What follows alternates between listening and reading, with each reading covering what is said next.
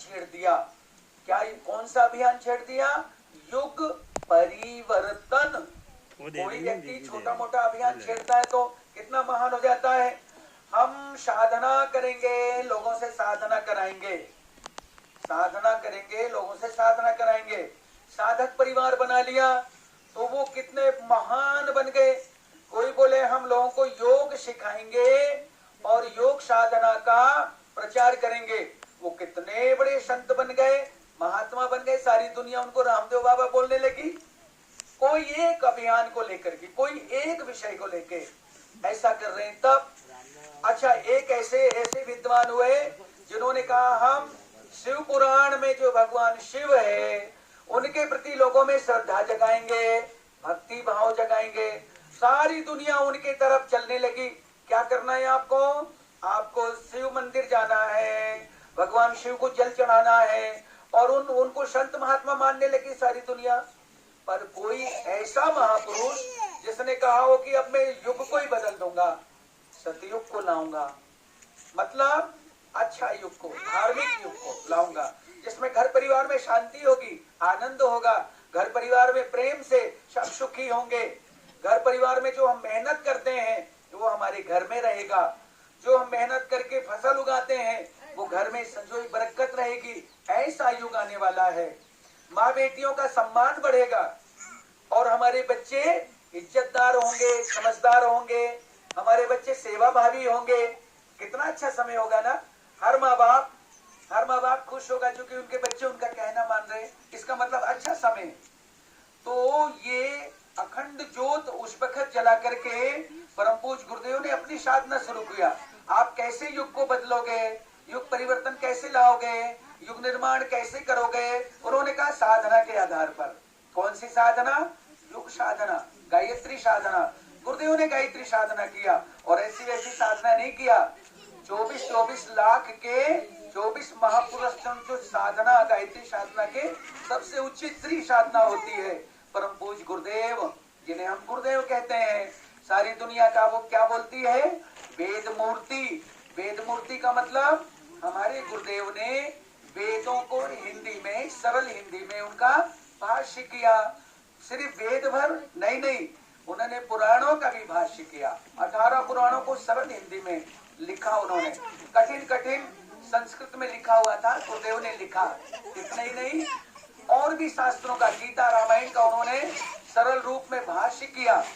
और भाइयों बहनों, ऐसे गुरुदेव जिन्होंने एक नहीं दो नहीं, लगभग 3700 किताब टाइटल की, गुरुदेव ने शीर्षक की ऐसी पुस्तकें जो व्यक्ति, परिवार, समाज, राष्ट्र और विश्व को एक नई दिशा देने में समर्थ है। अध्यात्म, समाज के उत्थान के लिए, परिवार के उत्थान के लिए, नैतिक उत्थान के लिए, बौद्धिक उत्थान के लिए उन्होंने ऐसे साहित्य का सृजन किया जो समाज को एक नई दिशा दे सके। सारी शक्तियां अपने अंदर में अर्जित किया परम पूज्य गुरुदेव ने। वो सारी शक्तियां जिसके बल पर पे समाज को, युग को बदल सकने की उनके अंदर में सामर्थ्य आए। तो बोले खाली उन्होंने तपस्या किया नहीं, उन्होंने हम सबसे साधना करवाया।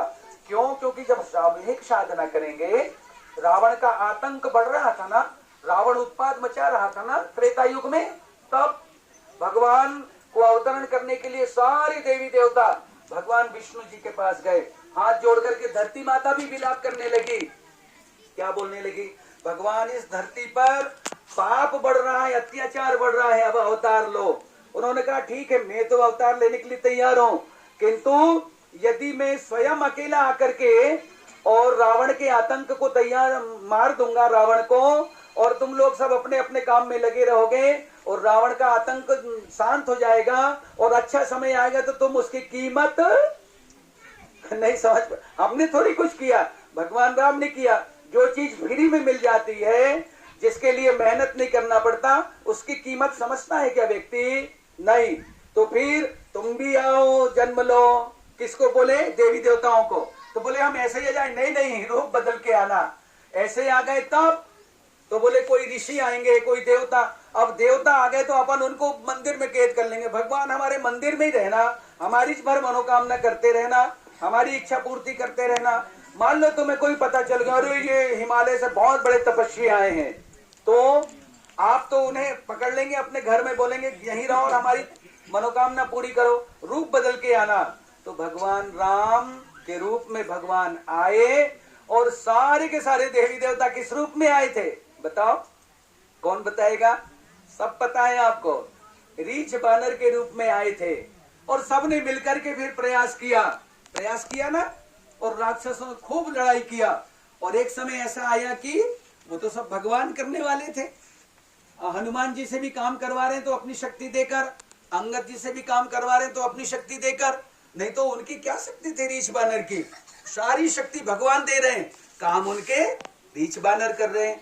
वैसे ही गुरुदेव ने कहा सब साधना करो, सब गायत्री मंत्र की साधना करो। गायत्री मंत्र की साधना करोगे तो मेरी शक्ति तुम्हारे अंदर में अवतरित तो होगी, और वो सारी प्रतिभा मैं तुम्हें देते जाऊंगा जो आपके अंदर में नहीं है।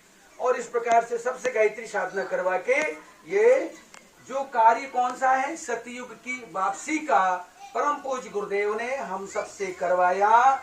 ऐसे परम पूज्य गुरुदेव कौन थे? सदगृहस्थी थे, सदगृहस्थी थे आपके हमारे जैसे, उनके भी परिवार थे, उनकी भी अर्धांगिनी थी, उनके भी बच्चे थे, परम पूज्य गुरुदेव के हैं। तो उनकी धर्म पत्नी जिन्हें वंदनीय माताजी बोलते हैं हम लोग, उनके अवतरण के 100 वर्ष 2026 में पूरे हो रहे। वंदनीय